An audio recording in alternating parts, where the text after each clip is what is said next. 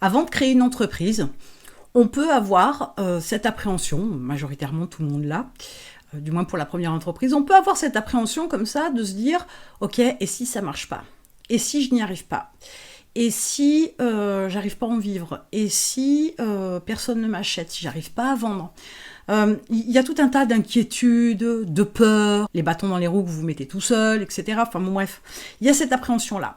Une fois qu'on a lancé l'entreprise, on y met tout son cœur, on y met un maximum d'efforts, etc. pour la développer. Et les choses se mettent en route, se mettent en marche, tout doucement. Et il y a d'autres peurs qui surgissent parce que on a commencé à faire un certain chiffre d'affaires. Et puis, on voudrait en faire plus pour pouvoir déléguer, développer un produit, développer un marché, acheter du matériel, que sais-je. Et on peut avoir une appréhension, et c'est peut-être le cas pour vous aujourd'hui, cette appréhension de se dire « Ok, combien de temps ça va durer avant qu'il m'arrive une tuile ?» Voilà, c'est une mauvaise pensée, on est d'accord.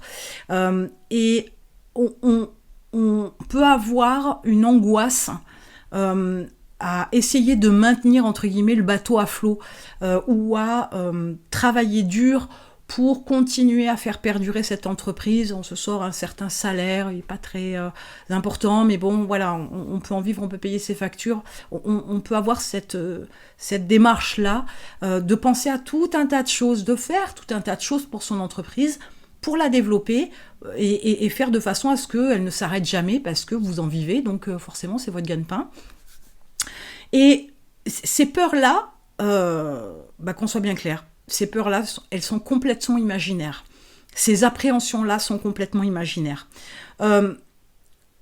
Vous avez un système, et j'espère pour vous que votre entreprise est un système, vous avez un système avec des stratégies, etc. Si il y a des variations, alors ça peut être dû à la saisonnalité, ça peut être dû à tout un tas de choses, mais votre job, c'est de maintenir un minimum l'activité de votre entreprise et de la développer. Si vous appréhendez de ne pas vendre assez, si vous appréhendez qu'elle ferme, si vous appréhendez la perte de chiffre d'affaires, si vous appréhendez le marché, toutes ces peurs-là, elles sont imaginaires. Pourquoi elles sont imaginaires ? Parce que vous êtes dans un mindset où vous imaginez le pire, qui majoritairement, c'est, comme son nom l'indique, une imagination de votre esprit. Majoritairement, ça n'arrivera pas. Sauf si vous entretenez cette peur, cette angoisse, cette appréhension. À chaque fois que vous voyez le mauvais côté des choses dans votre entreprise, ou du moins que vous imaginez le pire dans votre entreprise, il y a de fortes chances que vous ne fassiez pas ce qu'il faut pour que ça n'arrive pas. Mais vous êtes focalisé sur quelque chose qui, je vous dis, c'est que de l'imaginaire. Au lieu de vous focaliser sur les dangers, les risques, la fermeture de votre entreprise, etc., concentrez-vous plutôt sur quelque chose de positif.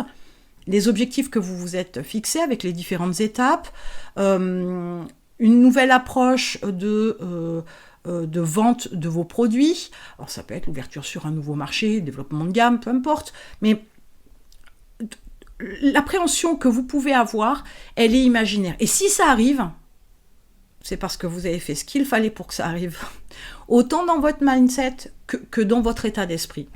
Si vous êtes stressé, que vous dormez mal, que vous êtes à fleur de peau, parce que vous vous faites du souci pour votre entreprise, du souci vous en ferez tout le temps sur le principe, mais si vous prenez les choses trop à cœur, avec cette vision plutôt négative, vous serez moins agréable avec les clients, vous serez moins à l'écoute de votre personnel, vous serez moins à l'écoute aussi avec vos clients aussi clairement, mais vous serez moins réceptif aux bonnes choses, vous ne verrez pas les opportunités, vous serez tellement focalisé sur le mauvais que tout ce qu'il y a de bon derrière, vous ne le verrez pas. Vous serez tellement focalisé sur le mauvais que vous agirez en conséquence, au lieu d'agir, prendre le contre-pied et d'agir de manière plus optimiste et plus positive. Donc tout ça pour vous dire que il y a toujours une certaine crainte, une certaine appréhension que l'entreprise périclite, mais ce sont des actions. Votre entreprise, c'est un système avec des actions au départ. S'il n'y a pas d'action, il n'y a pas de résultat, on est d'accord avec ça. Donc sur le principe, si jamais votre entreprise, le chiffre d'affaires dégringole, c'est que vous avez fait ce qu'il ne fallait pas et que vous n'avez pas fait ce qu'il aurait fallu faire. On est d'accord là aussi, vous me suivez? Donc, remettez-vous en question. Parce qu'en fait, l'entreprise, à elle toute seule, n'existe pas, ne se développe pas sans vous. Vous êtes celui qui prend des décisions, celui qui planifie, celui qui change de stratégie, etc. Mais sans vous, l'entreprise, elle ne tient pas la route. Donc, tout part de vous. Et c'est là où votre mindset, il doit vraiment être remodelé pour avoir cette vision-là du fait que tout part de vous. Vos résultats, c'est vous. Alors peut-être que vous allez y mettre beaucoup d'investissement en termes financiers, beaucoup de temps, beaucoup d'actions, beaucoup d'implications, etc. et que vous n'avez pas les résultats que vous voulez. Oui, mais ça veut dire aussi que clairement, vous faites ce qu'il ne faut pas faire. Votre approche n'est pas la bonne. Je dirais un petit peu que l'entreprise, c'est pas un jeu de hasard, hein. Mais il y a autant d'entreprises que de personnes. Chaque entreprise est unique. Et vous devez trouver la bonne association en tout. Ce n'est qu'une multitude de tests sans cesse et sans relâche. Ce qui marche pour moi ne marchera pas pour vous. Ce qui marche pour vous ne marchera pas pour moi. Pour plein de raisons, l'entreprise, véritablement, elle se construit brique par brique comme une maison. Comprenez que les différentes approches que vous avez ne fonctionneront pas tant que vous n'avez pas trouvé la bonne association de tout. Du packaging, du produit, du marché, de la communication, etc., de la gestion financière.